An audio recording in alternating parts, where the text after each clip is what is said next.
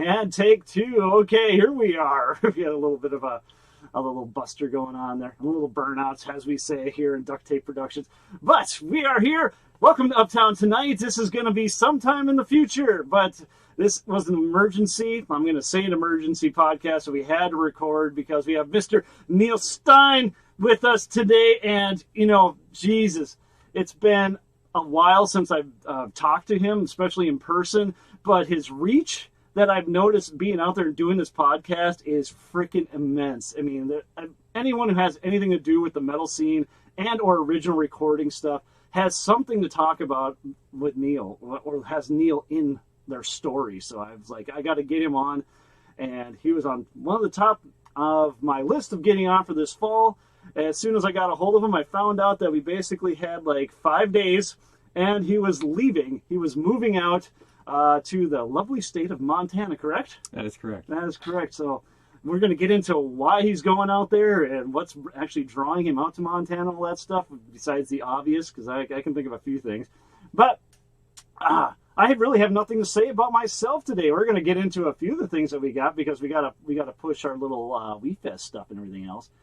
So yeah, let's get into our weekend fun. So again, yes, we do have Uptown merch finally. We have Uptown t-shirts. They are on sale. Just find us wherever we're playing, and we'll definitely hook you up with one of those. And we also... a little delay for her, okay. We are playing WeFest within, I think it's like a week and a half from now. On August 3rd, yep, we're kicking off the place at the Barn Stage, along with Johnny Cochran and LV Shane. So that'll be a lot of fun. I've never been to WeFest before. Again, this will be my first time out there and everything else. I don't know what to really expect, and it's going to be good. We also have our JoJo Mayer giveaway is still going on, so maybe by the time this airs, or maybe it's probably still going to be going. You have to find out, or basically not find out, you have to guess what drum set Peter Nyblock first purchased when he was a young lad. Back over in Ireland, yes. So Peter Nyblock, we bonded over this video a million years ago at the Best Buy when I was supposedly teaching and all that other stuff. Just watch the Peter Nyblock videos and you'll hear the whole story about that stuff. But that's basically what's going on there. So let's get back to Mr. Neal. Oh, there we got Zebras. See, you got to meet Zebies there. Yeah.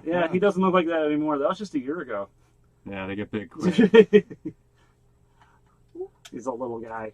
So the last time I saw you, you were playing with Gorgatron at Rick's Bar, and it was a couple of years ago. And we were doing sound for you, and we didn't do you any justice whatsoever. I had no idea what I was doing. I was trying to help out the other guy and just basically learn how things work, and he even tried paying me for that. And I was like, no, I'm not getting paid for that. I just remember the trigger mechanism for the kick drum, and we couldn't get it hot enough through at least our sound system in order to make it actually like work. If I remember right, like all of that was kind of last minute of getting that all put up. I'm sure. I don't know how you found a red dirt country guy to come bring out all your... I mean, that was probably 2019, I think. Maybe. Yeah, it was definitely for the vids. Yeah, and I want to say that whoever was lined up to do it bailed, and we had to get something last minute, but Cam set up that show, so I might not be remembering correctly. No, that's fine. No, it was fun watching you guys play, though. That was the best part of the whole thing. I don't think I've been in Rick's since. I don't think I have either. To put honest to God truth. It's not what it used to be. No, but Neal, how have you been? I mean, it's been a few years. Yeah. And obviously a lot of things have been happening over those few years. Yeah, it's been a weird couple of years here. I don't know. I've been pretty busy. Staying busy. He was just talking about how the bank teller said his last name incorrectly, but he didn't have time to do anything about it because he's too busy moving. Yeah, in the middle of moving, packing stuff and getting rid of stuff and organizing stuff, and also finishing up another El Supremo record, kind of finalizing mixes on a second of 2 new records. And you're still doing mixes on your way out. Yeah, like up to the wire with that. Like the studio is halfway torn apart, but still functional. Oh my God! So this guy's got a motor on him, nonstop. That's what I remember from way back in the day when I first met you. That was back in the old 0 hour days. Yeah. I don't know. That was probably one of the funnest parts of my life, I would have to say. I really, really enjoyed that project until we're not going to get into it because there's certain people in the room. But Well, I mean, yeah, that was one of the first bands I played in town around here. That would have been the second band I played in Fargo. Okay. With you and Dan and Food Bag and Barney. Jared and Barney, yep. And I only did 2 shows with you guys. You had done several before I was in the band. Yep. And just then gaining we just did the momentum. 2. But yeah, we did the Harwood Hideout and the Bowler. That was the last one I played. Yep. And then they went to the new place, and you got. Why am I forgetting his name right now? Well, after that, we moved to a practice space in Moorhead. Started jamming with Dave Johnson. Dave Johnson. Sorry, Dave. I just blanked your name for a moment. Yeah. And then he turned into Denied by Christ. Yep. Yeah, and that existed for a few years with Dan and Food Bag, minus Barney, and then we got Paul Johnson in on guitar. Oh, that's right, Paulie, yeah. Who started Gorgatron later on.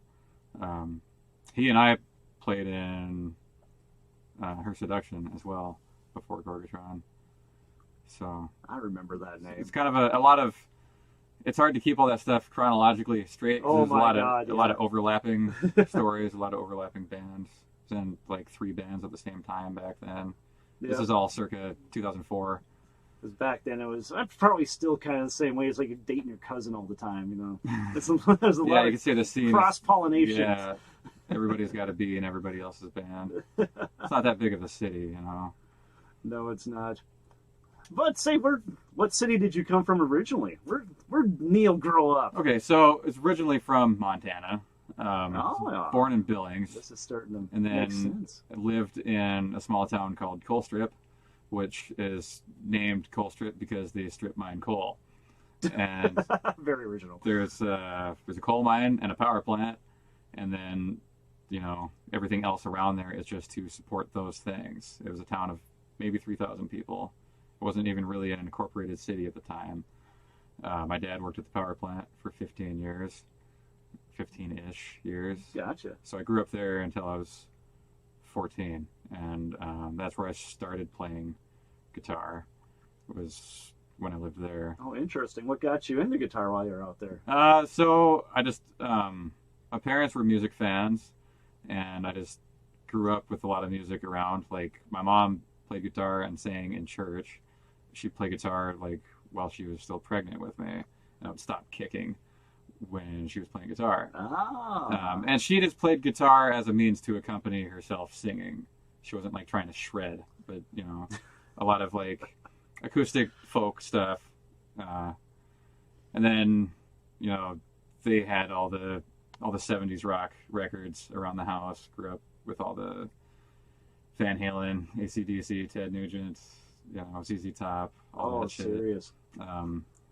I grew up with Mickey Gilley and whatever was on the polka party. Yeah, my mom leaned more towards like the pop stuff too, so David Bowie, Michael Jackson, whatever. Just there's always music around the house. A lot of Bruce Springsteen and John Cougar Mellencamp, that kind of shit. Whatever was hot in the 80s.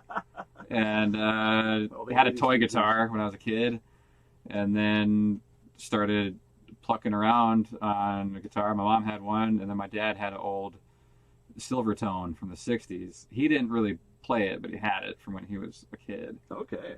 And there was a class in like 5th grade or something. There was like an elective that you could take.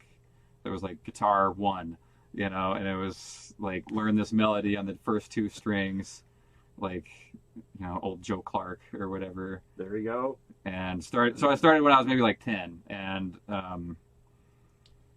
was always interested in music. And then Metallica got big around 90, 91, right? Yes. All my friends' older brothers had Metallica shirts. Metallica 1. Black Album got huge, and a friend of mine had And Justice for All on cassette tape. And as soon as I heard Blackened, like I needed a guitar, like immediately. Like I stopped caring about everything else. And then just there wasn't really anybody to jam with, so I spent a lot of time in my bedroom, just learning as much as I could. That's where a lot of the best guitarists come from, though. Yeah, hanging out in their bedrooms. The only child. I was kind of a loner or whatever. Spent a lot of time practicing. Well, that's great. So, did you take lessons or anything? And I know that the internet didn't exist at that point. No, the internet as we know it today certainly didn't exist. Yep. A lot of Guitar World magazines.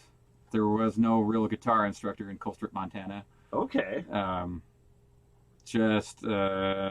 Was just super driven and found out that it, just kind of clicked for me. Messed around with other instruments and was terrible at it. Was terrible at sports. So found out that I was like all right at guitar, so I just went all in on that. Like just all the time. You couldn't get me to quit playing. So about what age were you when that all happened? Started when I was 10. Okay. And then I got really serious about it when I was 12. 12. That was when I bought my first guitar with my own money, like mowed lawns and babysat and bought a Mexican Stratocaster. Nice. And talked my dad into buying me a wah pedal because Jimi Hendrix. You had to have a wah. Yeah, exactly. Right? And had a, crappy old amp. It was really not a crappy amp, but an old white amp, which was made by Fender. Which didn't have any distortion or gain or anything. So I'm like, why doesn't this sound like Metallica? And it eventually got like a PV combo, and then it was in business. There we go. Yeah, I remember the first time we figured out the little channel button on our PV Rage, and it turned a little distortion stuff on. Yeah. We thought we were rock stars after that. Found a PV Triumph, which was a 60-watt tube amp, for like $60 at a pawn shop back then. The thing weighed like 160 pounds though. Oh, but PV speakers all have the giant magnets on them. But that thing had all the gain you could ask for. Just all the gain. And drove my parents and the neighbors absolutely insane. I bet the neighbors got to hear that one. Yeah. My parents were pretty tolerant of it, but there was definitely a limit. And I tried plugging headphones into the speaker output of that amp and then blew those headphones up. Yeah. Just whatever it took. Oh, it's the beautiful memories about that stuff. Oh, man. Yeah. Most kids aren't even going to know about that. Yeah, so I lived there until I was 14. Moved to Billings for a while. Nothing really happened there musically. Just kept playing on my own. I mean, I guess I did... so backing up to Colstrip, I did play in what they called a jazz band in middle school, okay. But it wasn't jazz. I still don't know how to play jazz, but there were horns, and then it was pretty much like the school band plus guitar and electric bass. There you go. And we played "Born to Be Wild" in B flat instead of E, which I thought I knew how to play the song, so I showed up to rehearsal and I'm playing it in E, but the band is in B flat. And the interesting harmonies going on. Yeah, the instructor, I wish I could remember her name. She was really great. She was really tolerant. She'd let us jam in the band room after school and stuff. But she was like, I think you're playing that in the wrong key. So instead of like figuring out how to transpose it to a different key on the guitar, I tuned the guitar down to B flat. Oh, God. Which I didn't know was really even a thing back then. Like, this is pre-new metal, right? This is awesome. And it worked, and it was basically playing in the same range as the bass standing next to me. It was ludicrous. With, like, thin strings just flopping all over the place, but at least I was sort of closer to in tune. And that's where the hooks got in. Yeah. But anyways, then moved from Colstrip to Billings, and then moved out to... There were no jobs. My dad got laid off from the power plant. Oh. So there were jobs out here. He got a job at the Case factory making tractors. Gotcha. So we moved out to Fargo. And then... So that would have been like the second half of high school. Still wasn't really jamming with anybody in high school. I didn't like anybody I went to school with. Which high school did you go to? West Fargo. Oh, okay. And... The Packers. There's like one person that I went to high school with that I still talk to. I didn't have any friends from that school. Any of the friends that I did hang out with outside of school were dropouts or dirtbags from North or whatever. Yeah. All my friends came from Fargo North, so yeah. that was a Moorhead boy. I was more interested in, partying than school. What? Finished school somehow. And it wasn't until I ended up working at the Case plant myself when I was like 20. And I met a bass player, Brad Weeman, and he introduced me to Nathan Peeler. Oh, there we go. And that's where everything starts in Fargo for me. It was with Nate. He and I started hanging out. Like, he comes over to work at my station with me. We worked in the paint department. And he's helping me take down parts. And he's like, I hear you have a Warlock. And I'm like, yeah. He's like, well, what kind of music do you listen to? I'm like, I listen to Burzum. What do you listen to? He's like, well, I listen to Mayhem and Emperor. I'm like, holy shit. Like, nobody knows who these bands are back then. He was the second person I ever met in my life who knew anything about Norwegian black metal. Like, I just, I was trying to, like, out-cool him, and then I got outdone, Oh, it's like, he was already into that shit. And so we started hanging out and started jamming, and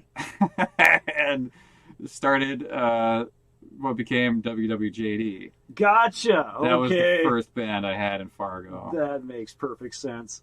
And it started with he and I getting drunk and coming up with the most offensive lyrics imaginable. That's what Nate always said. He's trying to figure out how to just offend everybody. Yeah, like it offends me. Like, we offended ourselves. It's just ridiculous.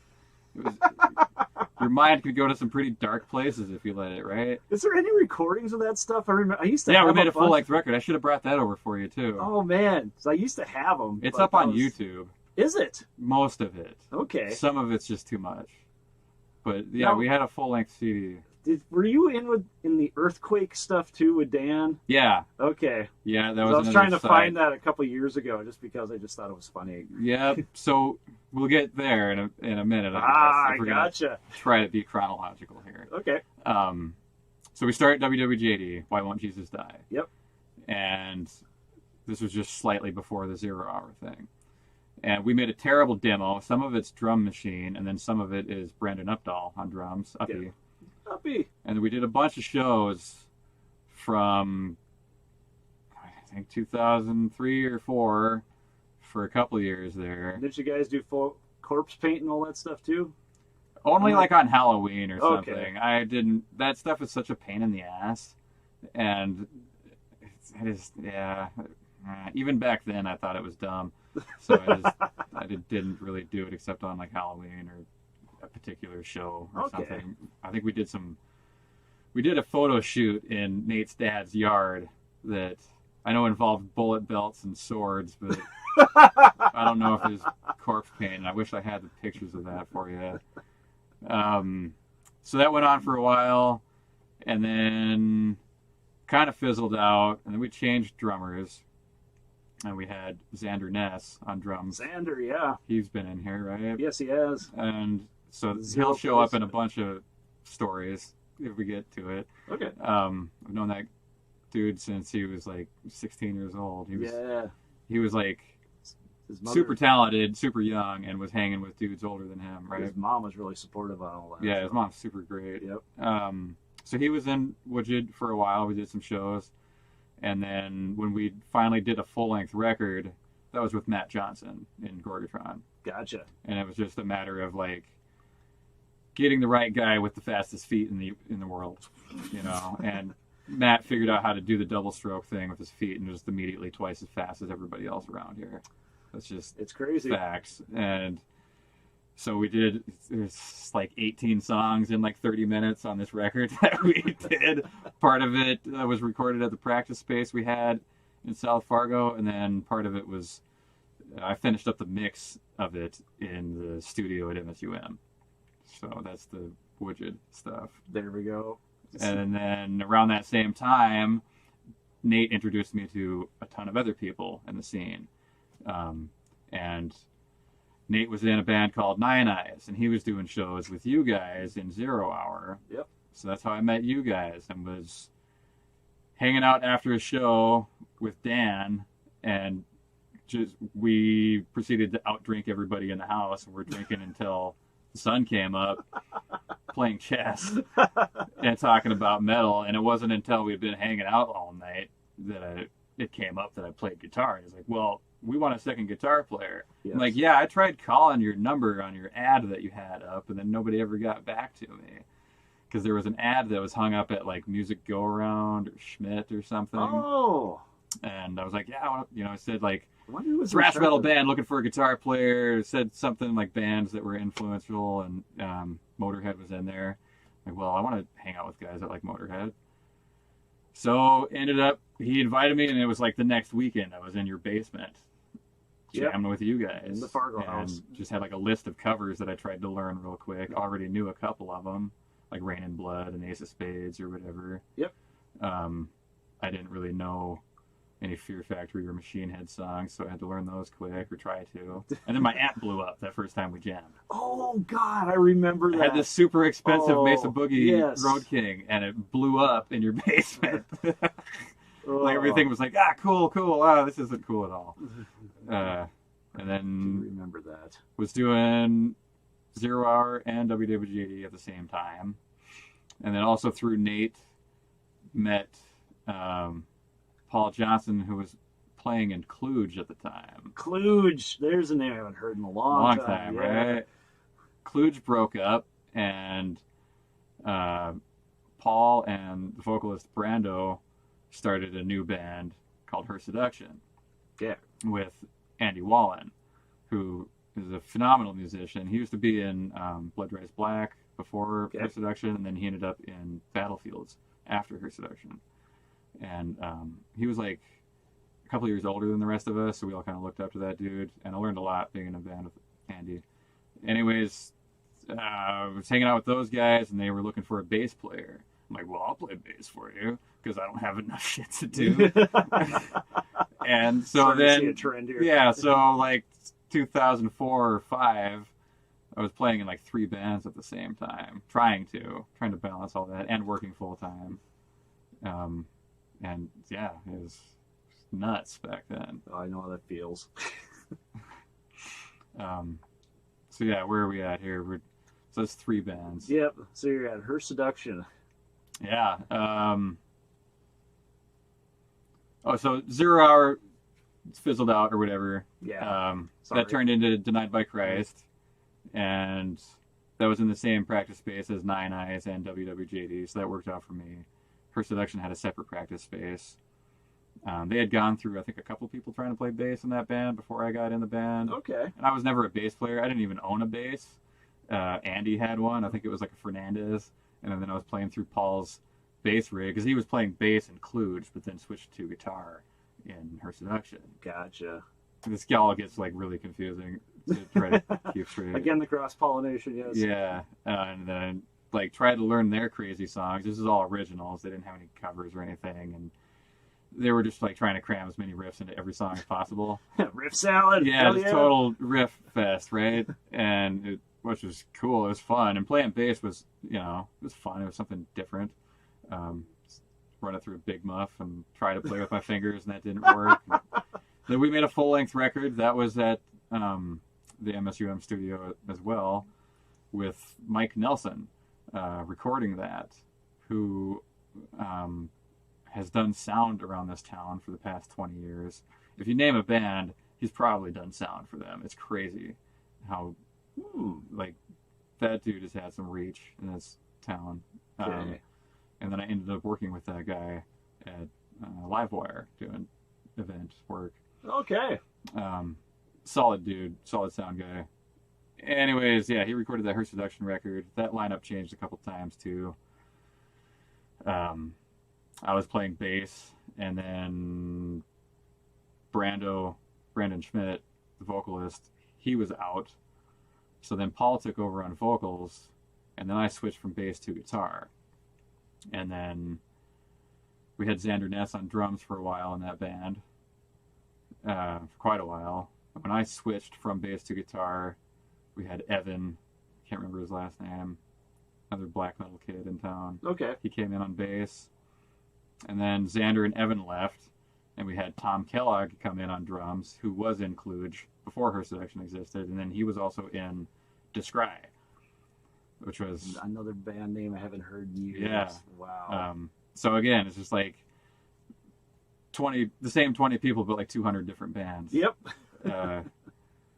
And that band kind of ran its course or whatever. Andy was starting Battlefields, and Paul and I were fairly busy with Denied by Christ at the time anyways, and then that ended up kind of fizzling out not long after Her Seduction too.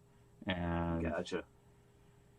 As Denied was kind of winding down, Paul wanted to start a straight up death metal band, call it Gorgatron, which is named after a character in Aqua Teen Hunger Force.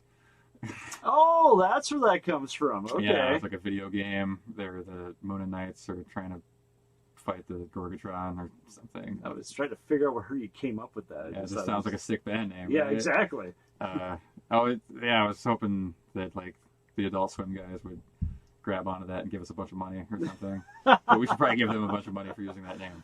When the cease and desist shows up, yep. But yeah, so Gorgatron was like Paul's brainchild. Can't say enough good things about Paul. Paul's like a brother to me. Just a smoking guitar player.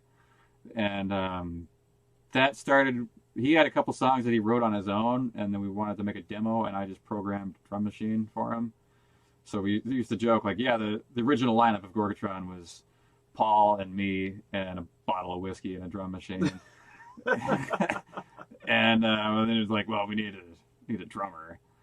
And Xander Ness was jamming with us in that same space for a short while, but then we ended up getting Matt Johnson in on drums. And before Gorgatron, he was playing in Split Soil and probably another band or two that I'm forgetting about before then, but he was still like really young and really eager to like progress and learn. Gotcha. And just practice all the time. Like we all practiced so much back then.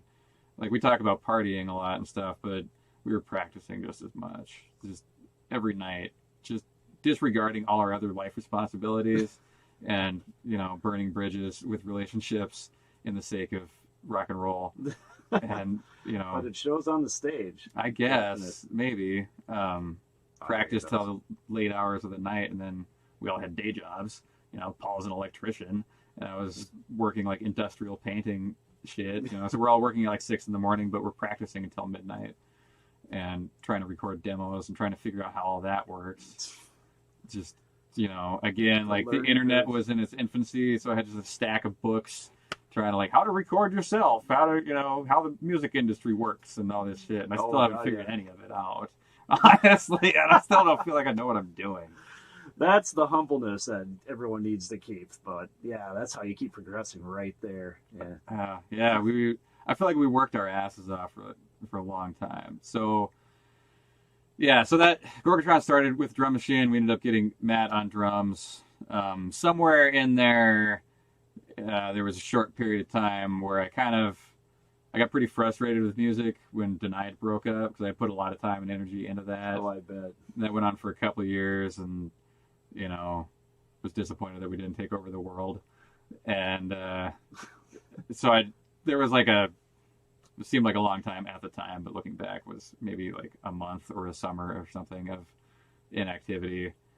And I started jamming with Chad Hiley, who I had met through Nate Peeler before, and was briefly involved in a band called Thundersaw, which ended up doing some shows with a completely different lineup that I wasn't in.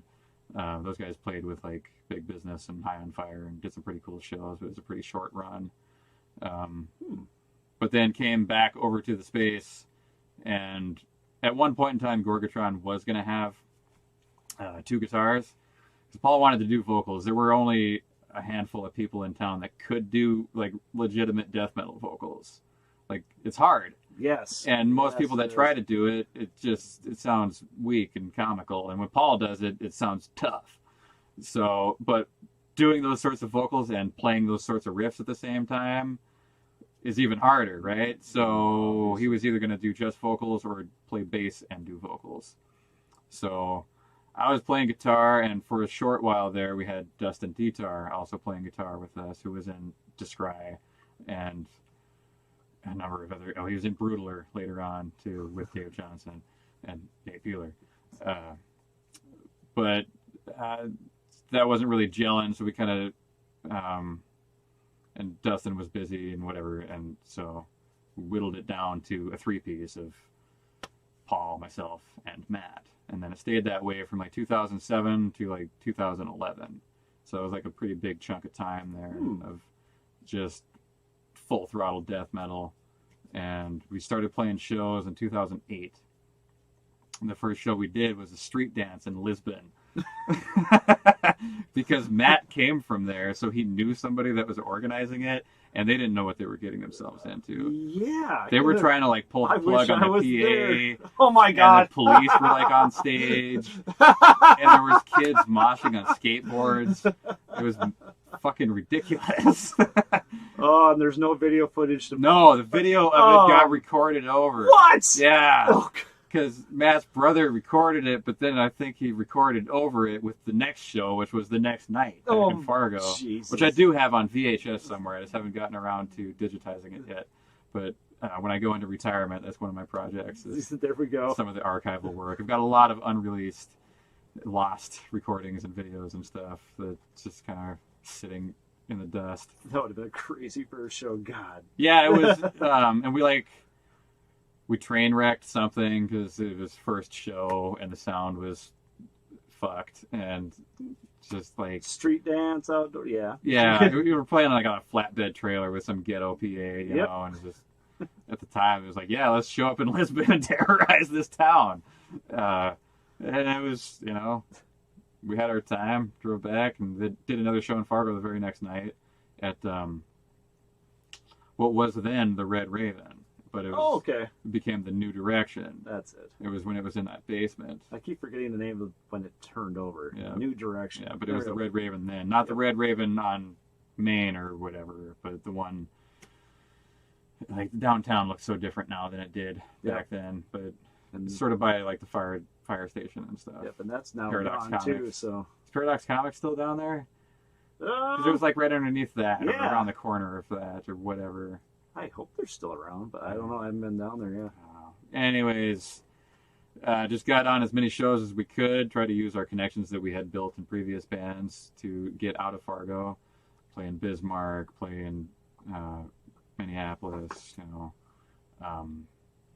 Her Seduction didn't get out of town a whole lot, but we did do a couple short things, you know, to Bismarck, South Dakota, Minneapolis, and just try to make connections like that. And a guy who isn't with us anymore, Don Decker, down in Minneapolis, he set us up with some shows and got us on like opening slots. Like we opened for Anal Cunt in 2009-ish or so. I remember that type of stuff.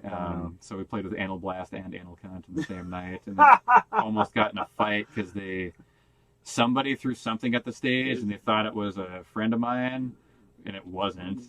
But the drummer was looking for a fight, and there was just a bunch of shoving and yelling, but nothing really broke out. But that drummer, as far as I know, is the only one who's still alive in that band. Oh, God. Which is too bad, because the Seth and the guitar player, I forget his name. They were way cooler. Pushing time here. Ding. Oh, let's see. About time to do the guest slides. Oh, sure. Yeah, we can get into slides too, but yeah, sure. Let's jump to whatever here. Now we're just getting to like the okay. big bands. So this is jumping ahead chronologically a little bit. This band here is the Cass County Criminals. I'm playing banjo in. There you are. This is with Michael Opp in the middle with a hurdy-gurdy, and it looks like his face is cropped out with the logo, but Tyler Gardine on guitar. And then all three of us did vocals. We met when I went back to college in 2007, and that's where I met these guys. Okay, that was at MSUM. Yes. Okay. So I was like 25 years old going back to college like a weirdo. Being 7 years older than all my classmates. Should try it when you're 35. Yeah, I mean, it went on until I was 30. So this shot, that's the Egypt show. Probably Chicago. I think that's the Cobra Lounge in Chicago. I could be wrong, but if it is, that's where we played with a band called Pilgrim. And the singer in that band sadly not with us anymore either. No. Really cool band if you're into kind of Sabbathy, Cathedral, Doom, super slow, super low, spacey, kind of stoner metal. Pilgrim. Super nice guy. I wish we could have done more shows with those guys. That's at the Aquarium, probably an Egypt show. If you look at the guy in front of the monitor, he's either yawning or having an orgasm. I hope he's having an orgasm. Yeah, I mean, it's probably a pretty good guitar solo, right? It's gotta be. Yeah. That brings me up with your technique. If you're learning on your own, how did you learn that technique? Because that was the thing that I remember being just amazed by when I was in the basement with you a long time ago. You just had that flow to it. I've only seen it a few times for a few guitar players. Thanks, first. And just a lot of time. A lot of, like, just having the time and patience to sit in front of my amp and see what every little thing does. Really? Like, self-analyze, whether it's like vibrato stuff or like picking stuff. And also, like I had mentioned, like a lot of Guitar World magazines, and would just devour every page of those back in the early 90s. And anything about like picking or left hand stuff, because back then, like, that magazine just turned into shit after about 2000. Yeah. But back in the early 90s, it was just chock full of good information, lessons and interviews. And like John Petrucci would have a monthly column, and there'd be like in-depth interviews with everybody from like Al Di Meola to Dimebag. And, yes. that's where I was like setting my sights. And, you find like your strengths and weaknesses, and you try to maximize those strengths. Like, there's things that I still suck at guitar, and I accept that, but I try to maximize the things I was good at, so I wasn't good at like alternate picking cleanly every single note, but I could do like some pretty good legato shit, and I could also down pick faster than anybody ever. That's why Dan Larson loves you. Yeah, gotta love something about me, I guess. But yeah, just spend a lot of time on shit, really. And I didn't take any guitar lessons until I went back to school at 25 at MSUM. Was that with Mike Coates? Or was he was gone. That was after Mike Coates. Everybody asked me if Mike Coates was there. He must have really left an impression, because everybody asked me if he was still around. He left in '94. Oh, was it that long ago? Yeah. Jesus, because I went back in 2007 and people were still talking about Mike Coates. He's the one who built that entire thing. That's why that studio was there. It's why a lot of things are happening. I ended up working there after I finished school there, and I would come across stuff that he had worked on, like installed mic lines between Foxhall and the studio. A lot of the installation work was still kind of in place. But when I first went there, it was Dan Phillips. Yes. And Tom Johnson. And then after that, it was Nick Fryer, who was there the longest when I was there. And Krajewski was coming in as I was going out. Okay. I didn't take any lessons with him, but I spent a lot of time with Nick Fryer. Yeah. And Dan Phillips was intense. Like, he was, I don't want to say intimidating, but he was intense, which was good. And it was just a totally different world for me, which I tried to embrace. I didn't go there to study jazz guitar. I went there to study like audio production, but it was still part of the music department back then. So you had to take music theory, music history. You had to get all your lesson and performance credits. Yep. And like, it was a jazz faculty at the time, because there was also Simon Rowe was there. Alan Carter was there forever. Who was the chair trumpet player? Tom Strait was there. So it was just the bass player Alex Pershunin, a phenomenal bass player from Russia that was teaching there for a while. It was just a crazy lineup of jazz faculty there, and they were all pretty heavy hitters with like pretty crazy credentials. Dan Phillips, I think, came out of Berkeley, and he had taken lessons with like Pat Metheny and shit, and it was just it was pretty high standard, and I was way out of my league. I could barely read music when I went back there, and I ended up getting a lot better at it because I had to, but I barely knew where the notes on the staff were, let alone like any jazz vocabulary. I didn't grow up with that kind of music at all, grew up with rock and roll. That's my vocabulary, minor pentatonic. There it is. Or like chromatic stuff, but I didn't know what a seventh chord was or what diminished meant or any of that. So I learned a lot pretty fast, and can thank Phillips and Fryer for a lot of that stuff. And a lot credit should go to Alan Carter too. I learned a lot in his classroom. Oh, I bet. Theory 1 and 2. Yep. My first year. I probably learned more in that 1 year in his classroom theory-wise than I had in like the previous 15 years of playing guitar. Because I would try to learn that stuff out of books, but it just wasn't clicking. Like, what are these Roman numerals? I don't know what this shit means. It just, getting back to the slides, I don't know where that is. That's an Egypt show. That's Chad in the background. Oh, that might be Nantes, France. And it's 1,000,000 degrees, because there is a close-up picture of that guitar with sweat all over it, too. Oh, I know. Chad was talking about that. There's the Gorgatron lineup, circa... So I went back to Gorgatron in 2018, or the end of 17, beginning of 18, up until the end of last year. So that photo was somewhere in that time frame. That's me and Paul trying to do a guitar playthrough video. I don't think that ever saw the light of day, but I'm tired. He's goofing around. I just thought it was a hilarious photo. It just looks like you guys are doing some acoustic thing. Yeah, like a coffee shop night with just the two of us. I'd drive back to town just to do that. Yeah, Paul and I have spent a lot of time playing guitar together. I think I snagged that picture. I just thought it was interesting. That's a frame out of shooting a video. That's the studio space that Chad and I have over in Moorhead. Spent the last 10 years in that room. 10 plus years. And I was shooting a video for Propellant Grooves during the pandemic stuff in 2020. Gotcha. Nobody was doing shows, so everybody was doing videos from home. Yep. And Chris Gould, the keyboard extraordinaire in El Supremo, and also plays in Post-Traumatic Funk Syndrome and the Shuttles, and has done stuff with everybody in town because he's the man. He had a tune that he had written. He wanted me to play a guitar solo on it. That I sat and worked on that solo until 5 in the morning or something, and that's in between takes. Like the camera was just rolling, so that frame got grabbed because it was like, that's a legitimate moment right there. Like, what am I doing?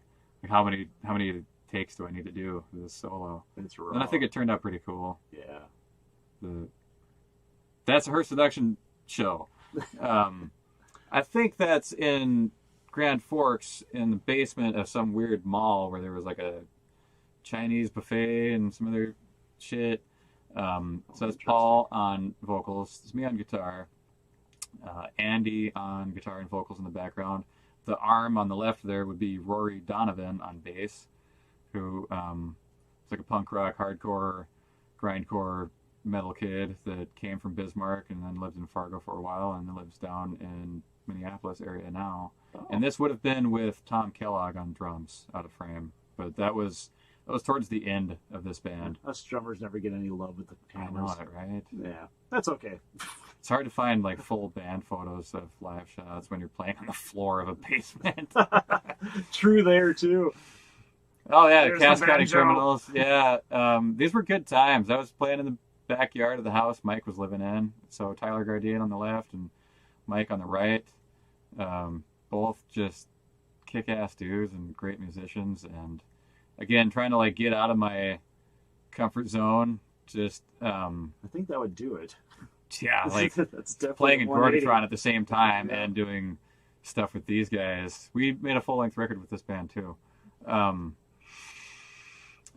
My great-grandparents had died, and I got the records out of their house, and they had like classic bluegrass banjo on vinyl, and it just had a bunch of Earl Scruggs on there, and I was like, Why do I know that name? That's the most ridiculous part right now. Yeah, Earl Scruggs. Yeah. He did stuff with Flatt and Scruggs. I think he played with Bill Monroe, and he's the guy that did like the Beverly Hillbillies theme song. Oh, okay. He literally wrote the book on 3-string or 3-finger banjo technique. Okay. Like he set the standard that everybody still tries to emulate for the last 70 years of banjo playing. The guy was like the Eddie Van Halen of banjo. Until Bela Fleck came around, like he was just the man. So yeah, I'm certainly no Earl Scruggs, but I was trying.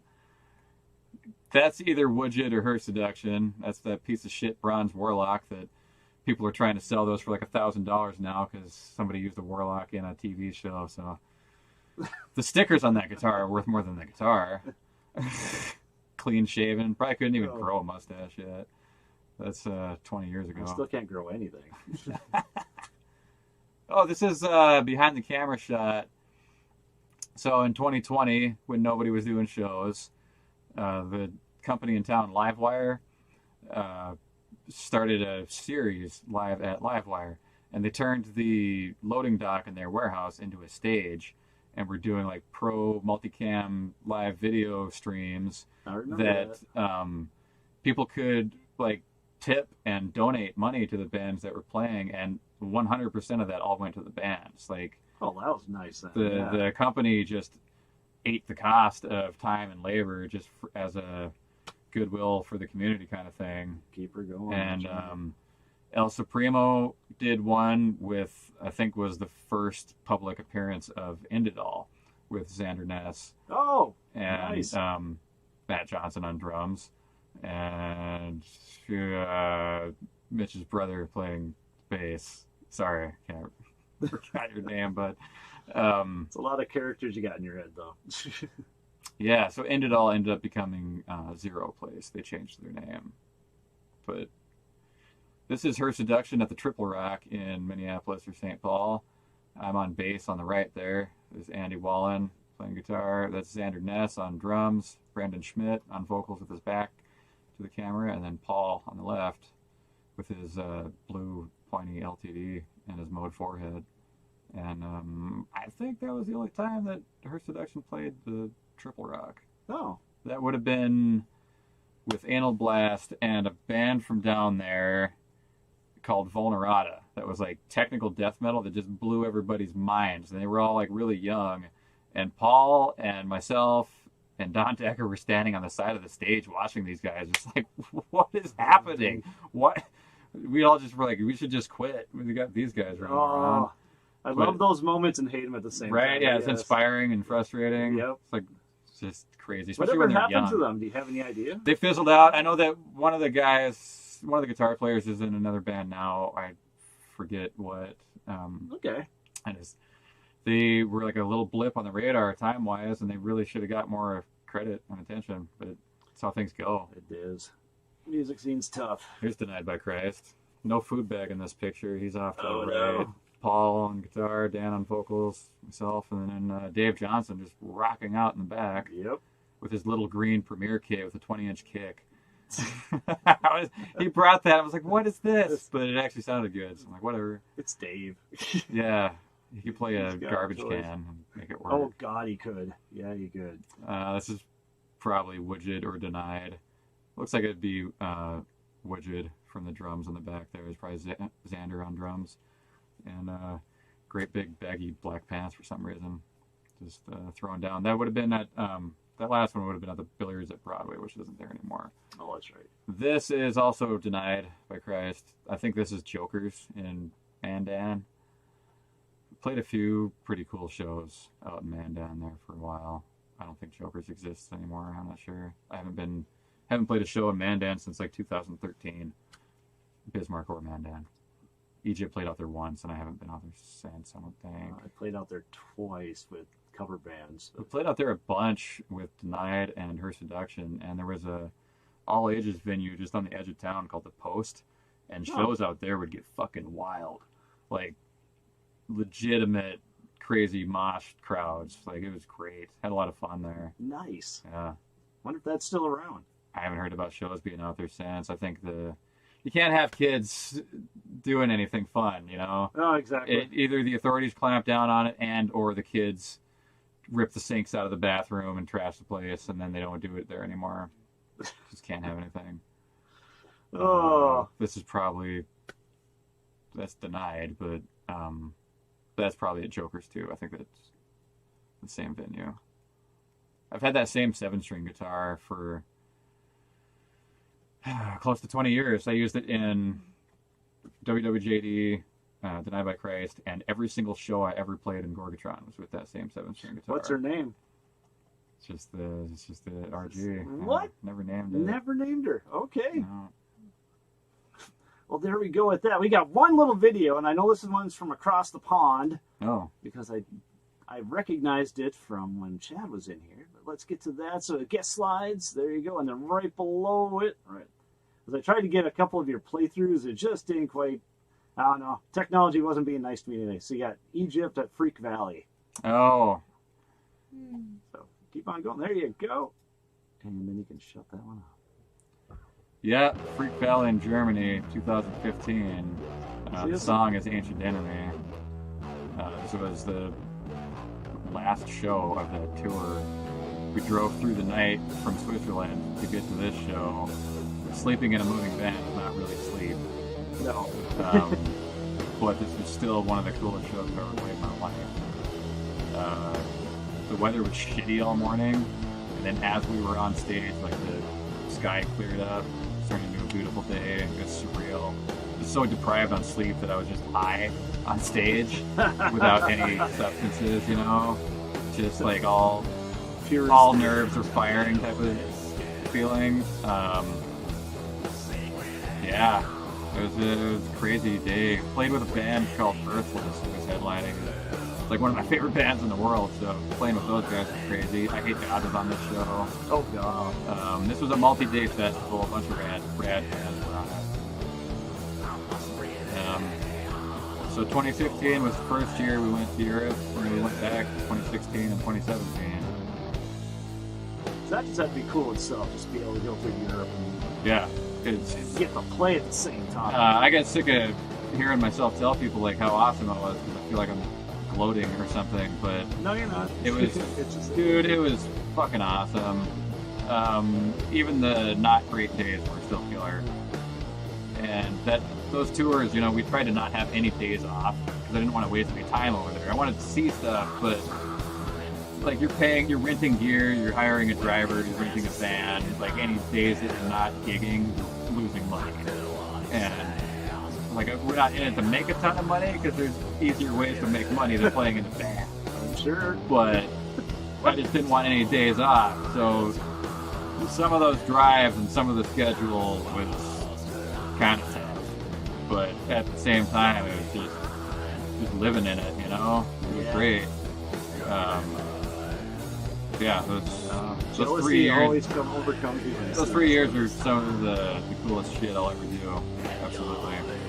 Oh, I'm sure you got much more coming up. All right. Well, before we go into our weekly report here, I'm going to ask you this one question. This one question only is that what is the whole purpose of moving back to Montana besides that's where you're home fun? I'm just going to let you think about that for a moment here, and we're going to go into the weekly report. So, Cino, wish you were here. Now we can talk shit over the top of this because none of this stuff's all from last week. Okay. That's all I got. Here we go, the weekend report. We are out of town, Laughing Sun Brewing Company, our favorite brewing company in the Bismarck, Mandan area. We have Love Stroke on Thursday, Bull Honky Friday the 29th, SPG Dodge General Saturday the 30th, an open mic with Danny Savage next Tuesday in August the 2nd. Yes, we're already in August. Roadhouse, Lake Park, we have Adios Pantalones on Saturday the 30th. Zorba's in Park Rapids, we have Johnny Cash and a Neil Diamond tribute on Thursday the 27th. And Zorba's in Detroit Lakes, we have Eerie Minds on Friday the 29th, which happens to be my birthday. And then going downtown, we have Dempsey's open mic of Gina Powers Thursday the 28th. Fourth Wave will be hitting the stage Friday the 29th.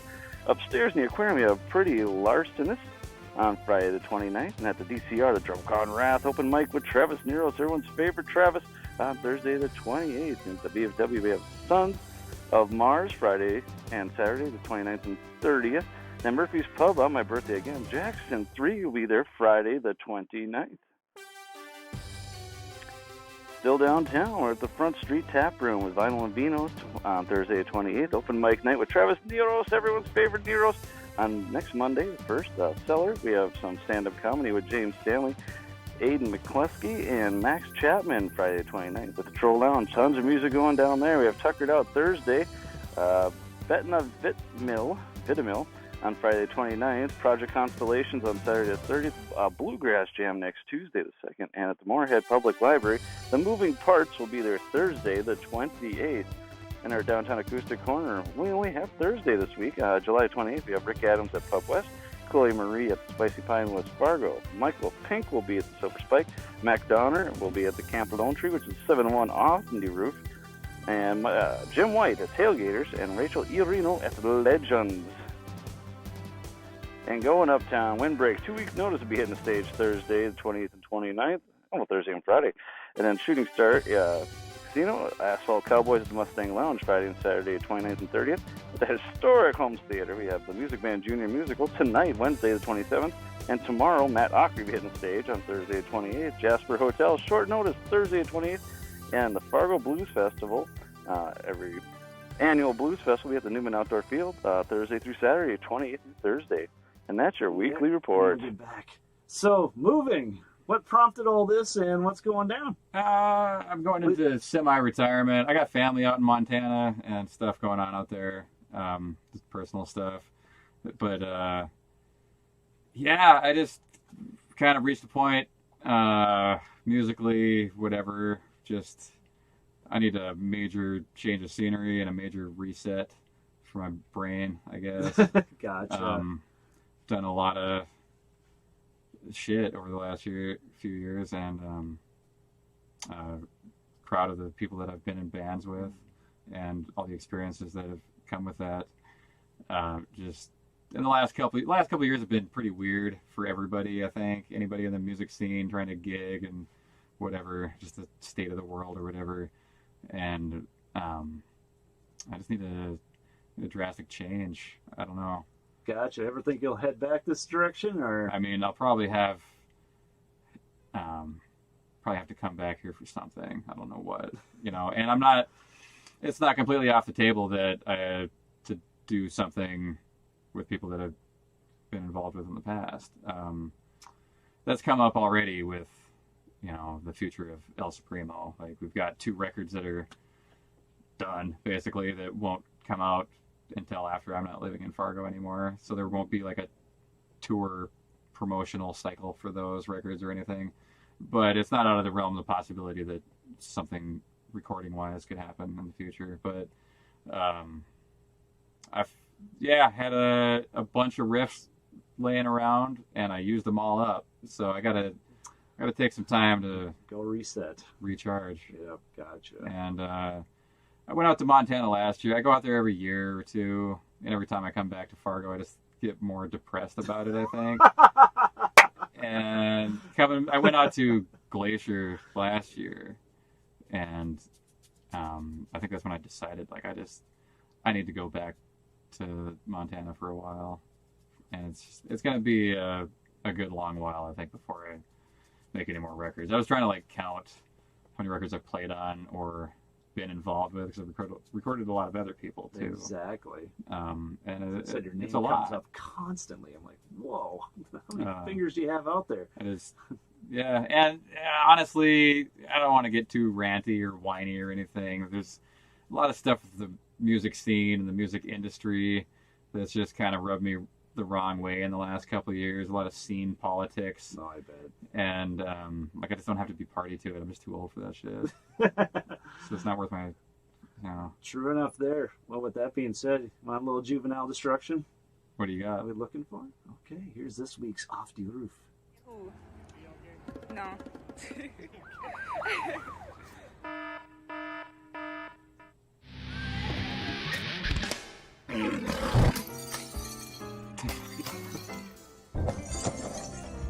What is that? You'll probably never guess. Is it like a light fixture? What is it? Is a light fixture. Just did a little half remod in the bathroom, so got a bunch of rando stuff. God, destroy it. Mission accomplished. Yep. Paige is afraid of this one, so there's actually a mirror on there. She didn't want the bad luck. Yeah. Yeah. She's the luckiest person I know, but it didn't seem to phase anything.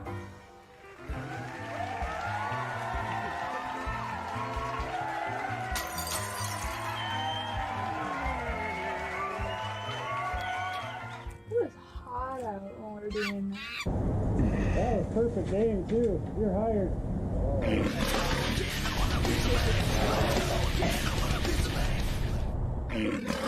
There we go.